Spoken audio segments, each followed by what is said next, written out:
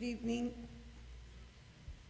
Again, on behalf of WIZO USA, we wanted to thank Rabbi Guido Cohen, and I need to repeat this because really, this is not my synagogue, this is not where I come to pray, but Rabbi Cohen really made us feel at home as an organization and of course as common Jews. So we thank you very much.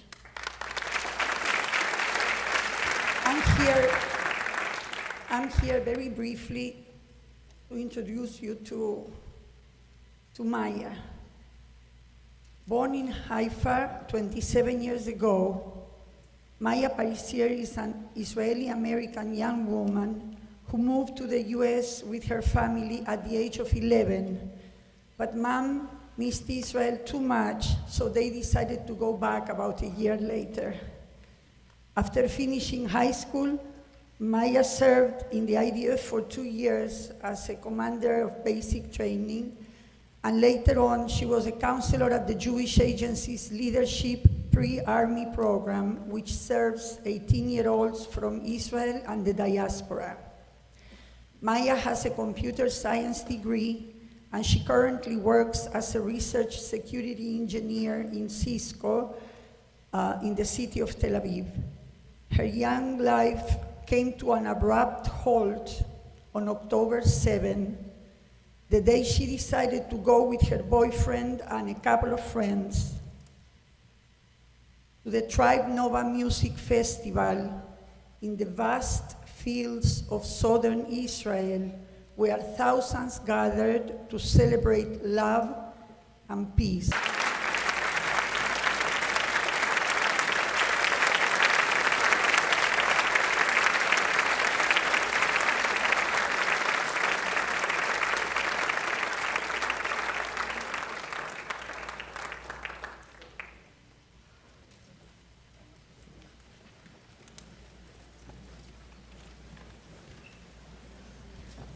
Hello, everyone. Sorry for crying. It's been 24 days, and it feels like just a nightmare that continues to come here.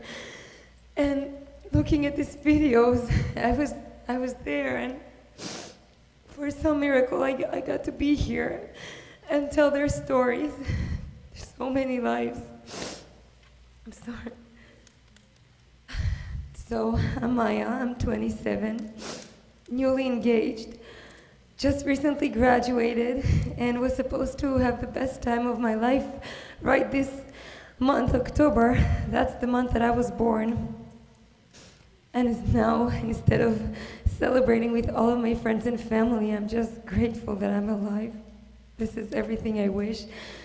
And my biggest wish for this birthday is for everyone who's kidnapped in Gaza to be returned safe home.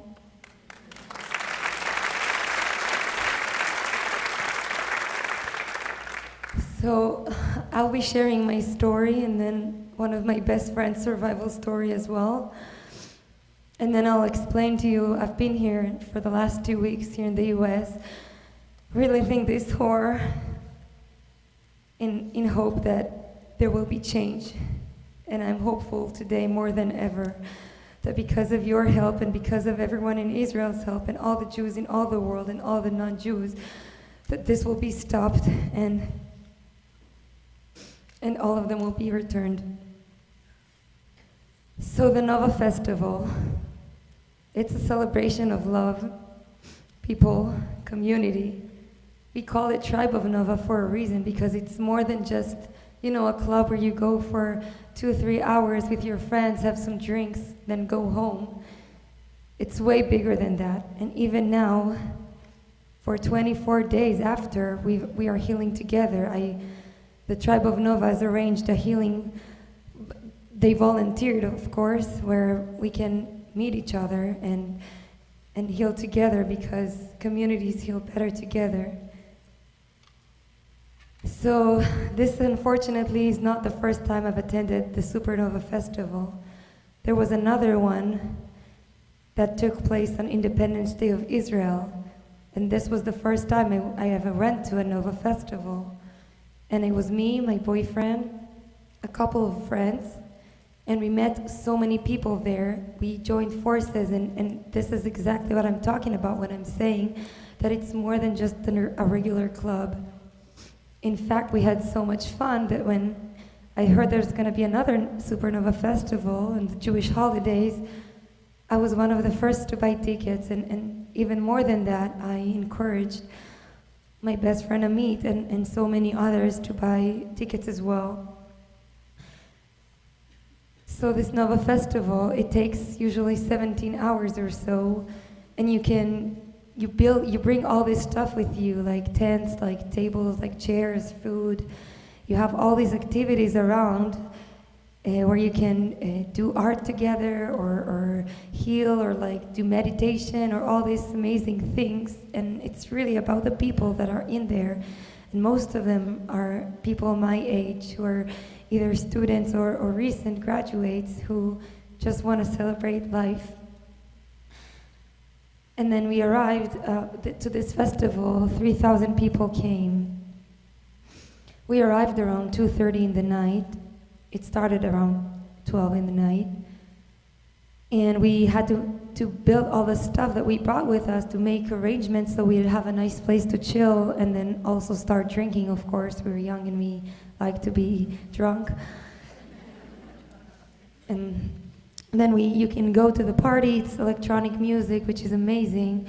And then you can come back and chill and meet new people. You go all around these tents and you just meet these amazing people. And I also saw people that I didn't even know are coming because this is Israel. You always know someone. Unfortunately, in this bad occasion, in this horrible massacre, everyone also knows someone who's took part of this massacre, including myself. And, around sunrise, around 6 o'clock when the sun comes up, the best DJs come. I don't know if it's the same here in the US, but you really bring the best music on this time of the day because it's really just beautiful. So everyone was looking forward to the set that was supposed to play on sunrise, including ourselves. So we were dancing as the sun came up, having the most amazing time. And then I felt I need to go to the bathroom. And luckily this time, for some amazing reason, me and my boyfriend always went together. It's not, sometimes I go with a friend, he goes with his friends, like we don't always, do it in the same time, but for some amazing miracle, even like maybe in our back minds, we knew to stick together. So even going to the bathroom, we did together. So then we decided to come back to where our stuff was, just to maybe take a breath, get another drink. When it all started, it was around 6:30, and I just remember looking up there in the sky and seeing what it felt like, thousands of rockets and missiles.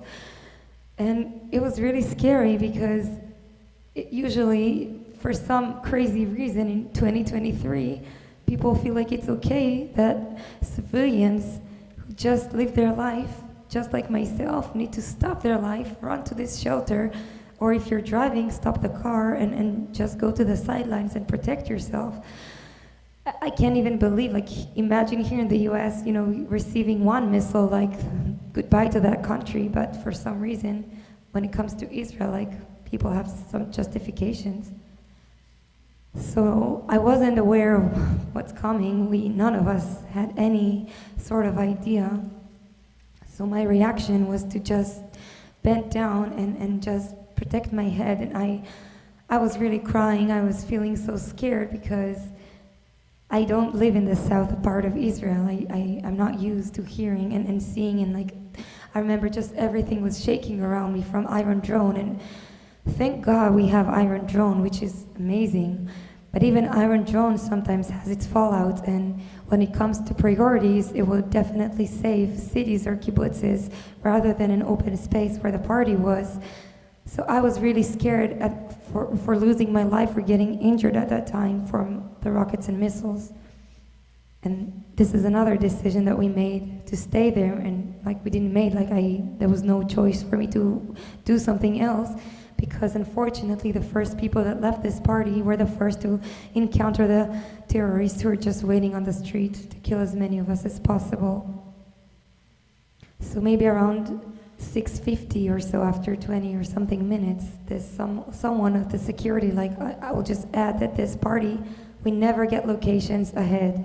You always receive the location to these electronic music festivals 2-3 hours before because of all the security arrangements. So, you know, it's not my top choice to go rave near the Gaza Strip, but because it was organized well, like, everyone felt like this is secure.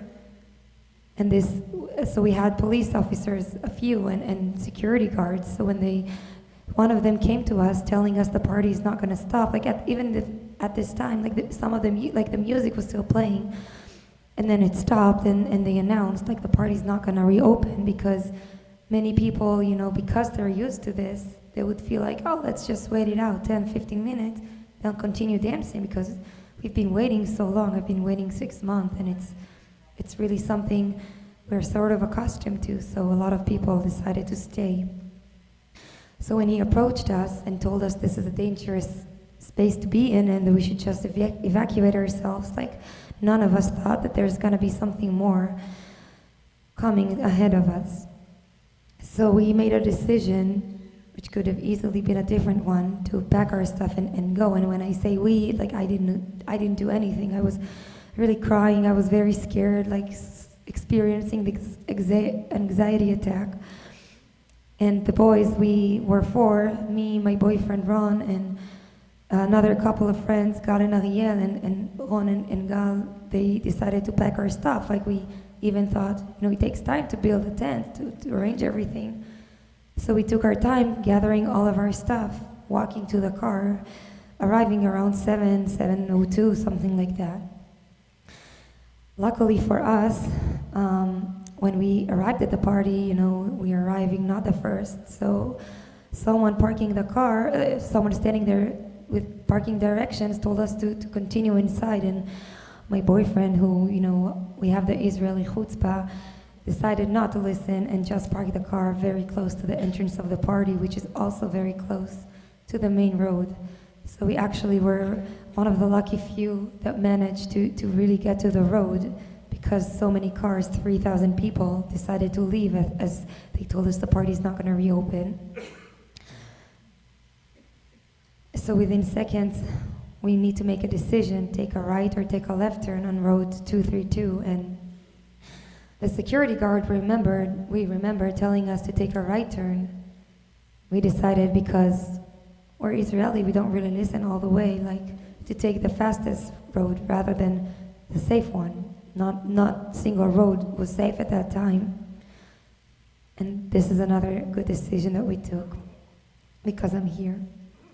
So we took this left turn, going north on this Gaza, like the envelope of Gaza, that's how we call it. And when we were driving, we see all these cars abandoned on the sides of the road, and not really understanding what this is all about, explaining to ourselves maybe they just stopped because the 𝗱𝗏 𝗀𝗽, the red alerts, and just trying to save themselves.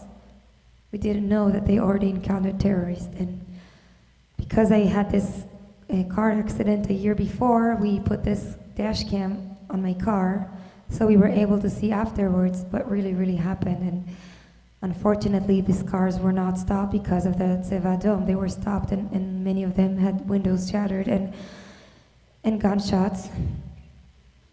So back to where we were, we're driving in this car, my boyfriend, he's driving.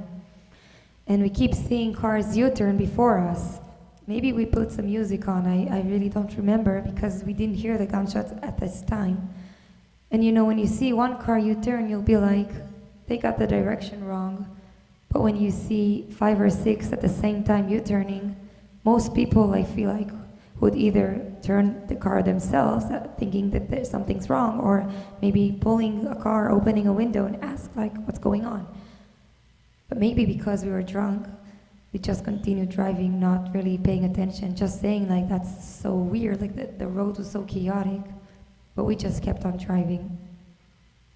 So we're passing all these kibbutzes on the road. We passed kibbutz Be'eri, which I lost some family members there. My dad has this amazing cousin. She and her husband were brutally murdered when they were outside their home trying to protect their kids. They are 3 generations of family in this kibbutz. And they were brutally killed by Hamas and other civilians from the Gaza Strip who just looked at those old people and decided, oh, they should be killed, like they did nothing wrong. She was so amazing, actually. She was an educator most of her life, providing all these kids who want to do something, some volunteering, connecting them to kibbutzes and places in need. And unfortunately, only 3 days ago, we were able to give her to both of them a proper funeral because their bodies were so damaged that even though we knew, like the beginning of the war, that they were gone, only 3 days ago, they were able to get their proper goodbyes. So we're passing this kibbutz, continuing our ride, and then we're seeing kibbutz Alumim, which had massive fights and was not clear of terrorists for days after. So imagine all the survivors just living in fear for days. And then somewhere between kibbutz Alumim and kibbutz Sa'ad, we saw someone on the street, and that was the first time I saw someone dead in front of my eyes. He suffered from many injuries. We saw so much blood. I started to panic and decided to call the police because that's what I do. I don't think anyone else is gonna do it. Like, I have to do it. Maybe he can be saved or something. And that's when we started hearing the gunshots. We thought they were behind us, so my boyfriend pulled the gas on the car, announcing there's a terrorist, because I wasn't familiar with this sound. Like, we had no idea what's going on. And we just kept on driving, only later to really look at the car footage and see that it wasn't really in the back. They were just waiting for us on the side of the road, waiting for us to pass by so they can really take a shot at us. They shot many times, and for some miracle, they missed, and we were able to continue forward, but I called the police so many times, I didn't get a response. That's when we knew that something is really wrong, because if some terror attack happens, that the IDF will surely arrive within minutes and take them down. But because so many infiltrated the land of Israel, the army couldn't get it together. It really took us by surprise, I guess. And then we passed kibbutz Sa'ad, taking a left turn and the roundabout, continuing our right to Ramat Gan, and right close to Kfar Aza, which we could smell what happened there. We saw some Israeli civilian holding a gun, signaling us to stop.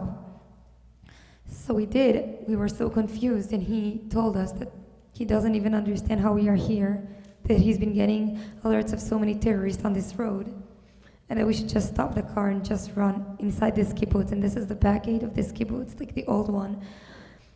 And we saw so many cars just there on the main road. And then I saw, because I told you I only saw later my car footage, this was the first time I saw windows shattered and gunshots on many cars. So we're running inside this kibbutz, not really understanding what's going on. And even then, like my boyfriend and the other guy, they were pretty calm, thinking that in maybe 30 minutes or so, we'll be able to continue our ride back home.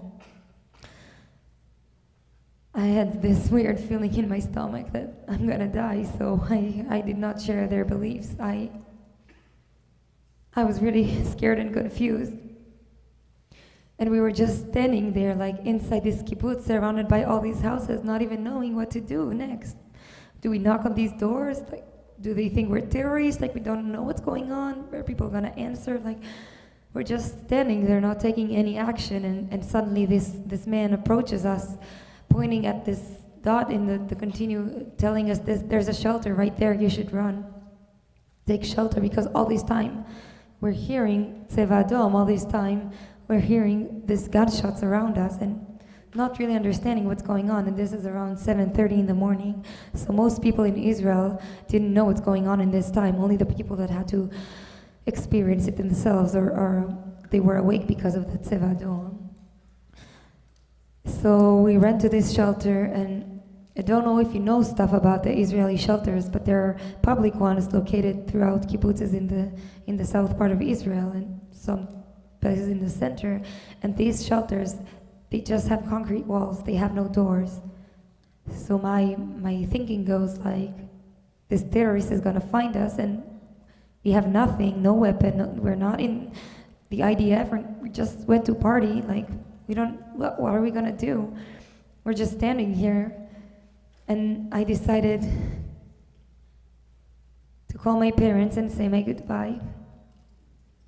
And my mom, she didn't answer at first because this is her morning routine, and she goes running. And they were not aware because it didn't appear in the news, and they didn't get the 𝗱𝗶𝗿𝗶𝗃. So I called her a few times, and like we're very, very close. And all that goes through my mind is, what if I don't say my goodbye to her? So I called my dad, and he didn't really understand at the time. He was just trying to reassure me and keep me in the same place, telling me it's gonna be all right, don't worry, just stay in this shelter. And all I think was, this is not all right. I'm not gonna be okay, probably. So next thing I know, even though the three of us, the three of them decided we should just stay here and rest, I felt like it's not an ideal place to stay in. We don't have any water, no food, nothing to do, no doors. So I went on some WhatsApp groups, and I found this amazing family that opened their house to us, and they were only 3-minute walk. So we were running and taking shelter.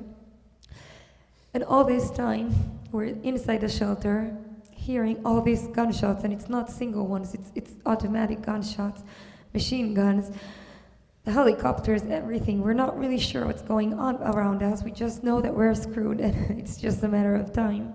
And we have no way to protect ourselves, so we just take a kitchen knife and just wait. And so we did for 24 hours.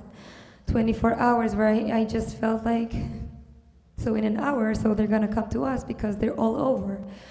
And we're getting all these messages from all these people in these kibbutzes saying like, I need someone, I'm hurt. No one is coming, and it's just more and more like messages like this are out there, and no one knows how long the army is gonna arrive to help us, and we're feeling so powerless, just hiding in this shelter, starting to smell all the burned bodies and houses from Kfar Aza. And all this time, I don't know if any of you have been close to death, but it's not a feeling I can even describe. It's just you're sitting there powerless, just counting the time. And then it hit me. Where's my friend? Where are all my friends? We're a group of 16 people. I have to make sure they're okay. So we're starting to send each other text messages, and not everyone replied back. My good friend 𝗵𝗲𝗍, she actually didn't reply for hours because, I will tell you later, she lost her phone. But only around 4 o'clock in the afternoon, we got the word that she's in a hospital in Beersheba recovering because she met a terrorist in person. And I just, feel the worst because I introduced her to this party, and she didn't have the luxury I did by going to this car and driving 8 or 9 minutes north from this point where they all want to see us and kill us and slaughter us. Like, I can't even say kill because that would be too nice. Actually, they are animals, inhumane, just making sure there's not a single survivor, shooting, raping, abusing. This is just not okay that in 2023, I even have to tell you, not you guys, but to tell people in the world why this is not okay. This is just wrong. These are people who just went to dance, people who just went to sleep, and they're in this nightmare. Most of them are dead, doing nothing wrong, having no time to gather themselves, like Israel does every single time. And the next morning, around 7 o'clock, after not really sleeping, we were able to leave. Luckily, the car remained the same, and we just drove as fast as we could. I had to share my location and the WhatsApp to my family members to make sure that they're aware if something happens to me. And this is the worst feeling of it all. And I'm really here, so I can say I'm lucky to just experience this. Because so many of my friends that you just saw in these videos that you can look in front of your chairs, they're not just stories, they're actual human beings who, instead of being here with us or celebrating the beautiful month of October, are now experiencing the worst month ever. And some of my friends shared the birthday month like me, no Argamani, that we had to discover by looking in their horrible Gaza Now channel on Telegram. That's how we discovered that our friend is in Gaza. She just went there with her boyfriend, just like us. And they didn't get to have a happy ending like us because they're in Gaza now. And also 𝗵𝗲𝗹𝗃, she's so young, just 21 and beautiful. She's now in Gaza. Now God knows what's going on with her. And these are just 2 people out of 240 who need our help. They're not just stories, I'm afraid. I wish I can say to all these horrible people that are commenting, this is not real, or asking me in person while I'm hanging these signs in New York, asking me, is this real? Like, I wish I can say, yeah. No, it's not real, it's a dream. I wish I can say that, but I'm afraid it's not. It is real. They are right now used as cards, as leverage. Instead of turning to diplomacy, we're turning into blood, and the world celebrates it. A lot of the world does. And this just blows my mind. So my friend 𝗵𝗲𝗃, she wasn't as lucky as me. Well, she is because she's alive. And making her story real, not fake. She didn't have the luxury I did when I was able to drive in my car. She had to take a place in Kibbutz Re'im, the closest one to where the party was held. She even managed to send her mom a text saying, I'm okay, I'm in a shelter. Because I'm reminding you, at that time we only thought the main concern is rockets and missiles. And also she managed to text a friend. But then 15 minutes later, I wish I could say it was a dream. The terrorists found their shelter, and they started throwing grenades inside. They were 15 people. They were 30 at first, but then she can't recall. The next thing she knows, it's only 15. They removed the 15 who are closest. Don't even know what happened with them. But they were 15 there. It's a small shelter. Not very big, so if you want to lie down or sit because you're in pain and you're dying, you have to lie down, and there's no place for 15 people to lie down. So it's one on top of another. And unfortunately, I have proof.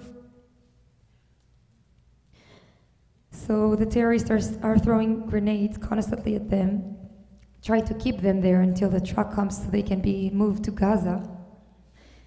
And people had to become brave, and it's not, soldiers, it's not people who are trained, it's drunk people who right now need to choose to protect others at the expense of their lives and their health. And they were so brave because to be able to take the grenade and throw it outside many, many times, like, you're a hero. And at first they were okay, and then later on, they didn't have enough time to throw it without damaging their bodies, so people lost their body parts, their hands, their feet. Suddenly, they didn't have the strength to continue throwing outside the grenades from the shelter. So it just became smoke. People got hurt from all the shatter. People died from the grenades. And all this time, these animals are outside, taking selfies and enjoying every single moment until the truck comes. She doesn't recall the hours, but somewhere around noon, they arrived with trucks. Going inside the shelter, yelling at them, everyone who is conscious, you need to leave right now and go outside. So they had to be brave.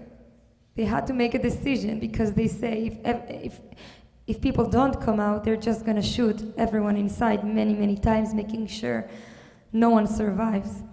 So again, people have to be brave. And you see in the video that they took, just throwing them like human garbage, like just throwing them into these trucks. And when my friend 𝗵𝗲𝗍, it was her turn, she decided to leave. At that time, she doesn't recall what's happened to all three of our friends who were with her. And when she decided to leave, something happened. She felt they spoke Arab, something she didn't understand, and next thing she knows, she's back inside the shelter. But only looking afterwards and having it translated, we know what they really intended to do with her. They said this one is to rape, put her back inside. My best friend 𝗵𝗲𝗍. And something happened. Maybe they encountered some forces and the people, most of them were gone, so only a few continued throwing grenades just to keep them inside. And she was rescued around 3 or 4 in the afternoon. She was brought to Soroka Hospital, where even now she has physical injuries, like losing some of her hearings. And she's also, lucky because she's here. And this is just not okay. This is just 2 stories out of 3,000 stories, I'm afraid. And the reason I came here instead of focusing on my mental health, because I'm traumatized as well, is because October 7th cannot be forgotten. No one can say but to killing hundreds and hundreds of innocent people who are either sleeping or raving. It's like going to a festival in the US and suddenly receiving all these rockets. Like, who in the world does that? How can the world see this and be like, yeah, they deserve it? Babies, oh, they're occupiers, like babies? Are you for real? Are you human beings putting a baby inside an oven with his mom hearing him scream? How can people say it's not real? How can people so easily accuse Israel of doing all these horrible things that we're not doing, like bombing this hospital? But then they're so questioning when it comes to small kids being killed alive. But then, I decided to join this delegation, this private one that's main purpose was to come and talk to high-ranking people in the Congress and House and the Senate. And I was really scared going there because you see in all social media that people are just filled with hate, just waiting for an excuse to be thrilled of another Jew being murdered and butchered. But then I also saw hope, because all these people looked at all of us. We were 8 people in our companies. We had, some of us brought other people to be with us because it's hard. And they looked us in the eye, really, really promising us that they will do anything in their power so October 7th won't be forgotten. And I'm not really, aware of the politics in the US, but they cleared for us hours, sometimes an hour and a half, which is, I know, is something that's not usual.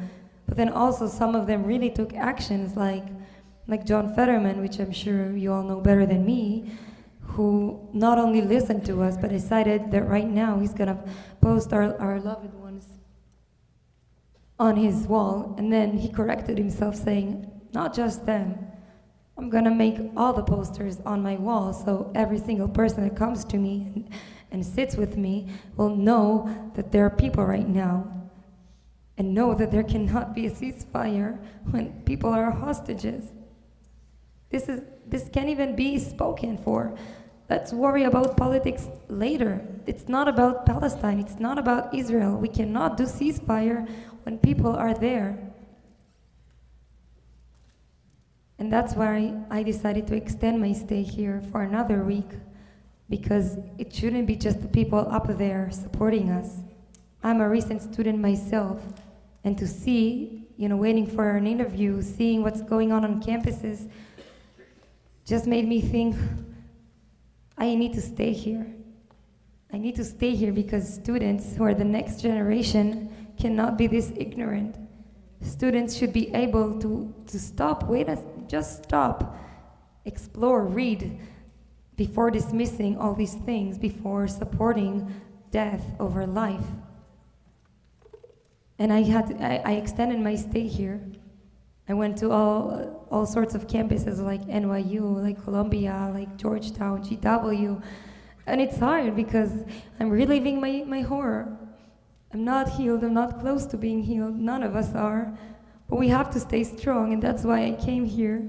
So you guys can stay strong with me, because I am returning to Israel, at least for a while, to reconcile, like to be with my family again, and with my fiance, and we just can't let October 7th be forgotten. We have to get all of them back home. They did nothing wrong. It's 2023. And we have to kill and destroy everything related to this terror organization that's even worse than Nazis, because Nazis did it by secret, lying to the world. These animals enjoy themselves. We actually see it in their videos, how they're so happy, not hiding. And somehow the world finds some horrible excuses. You deserve it. What about the other side? What about all the dead in the other side? Like, no. This shouldn't be a conversation. In 2023, lives should not be taken by some political input. Lives should not be taken. People should not be kidnapped.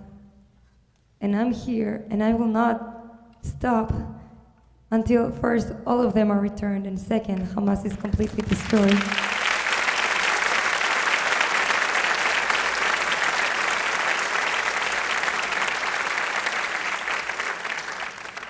So I'm really, really asking you to help us. And I just want to point one last thing before I'm giving my mic to the next person, that we feel your support. I feel like this is as close as we've ever been to the US, and all of your hard work is really, really appreciated. And even like in Israel, like usually when the war in 2014 happened in Gaza, 𝘁cie𝗱𝗍, all these people, continue their lives, sort of, as much as you can. But like here in Israel, no one continues their life. Everyone is volunteering, including myself, my family. Everyone is doing everything they can, restaurants, hotels. Everyone is really unifying, and this is our strength. This is the strength of the Israeli community. And bigger than that, this is the strength of the Jewish community. And I just want to thank you, and I just want to thank this amazing organization first for making all of this happen in such a short notice, and also for your amazing support. And all this money is actually going to, all the money that you're giving and you already gave, and you're so amazing, it goes to families who now can't go back to their homes. Like me, I'm lucky because my family home and my apartment that I'm renting are now okay. But many of my friends from our delegation had to be removed from their homes, not even taking their stuff because they didn't have the time, not taking their souvenirs, not taking pictures of the loved ones, not being able to take anything, and just have been living in hotels or strangers' homes. And we need to do everything firstly to make them feel safe again, because we don't feel safe. We are safe, but it doesn't feel like that, especially when the most secure thing everyone has is their bed, their home. And for so many right now, they don't have it. So I personally want to say thanks to Judith, who, supported me, even though we didn't really meet through this week. And it feels like a family, because it's hard. It's hard to be here. It's hard to speak and relive all my story once again. And it's been like this for 2 weeks, but I'm being strong, so I'm asking you to also be strong and to help us. Thank you.